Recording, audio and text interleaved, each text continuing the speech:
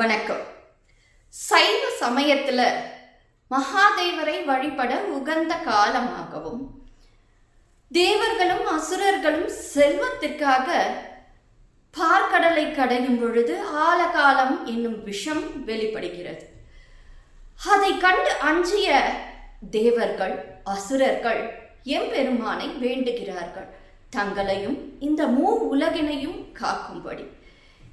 உலகை காக்கும் பொருட்டு சிவபெருமானே ஆலகால விஷத்தை உண்கிறார். அவ்விஷமானது சிவபெருமானின் வயிற்றினை அடையாதவாறு பார்வதி தேவி அவர் கழுத்தினை இறுக பற்றிக் கொள்கிறார்.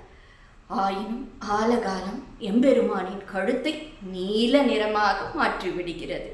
இந்த காலத்தையே பிரதோஷ கால வழிபாடு என்றும், இது திரியோதிசி திதி நாளில் மாலை வேளையில் நடைபெறும் தருணம் நம் மனதார எம்பெருமானை நினைத்து வழிபட எண்ணியவை யாவும் நமக்கு கிட்டும் என்ற நம்பிக்கை இன்றும் நடந்தேறி வருகிறது.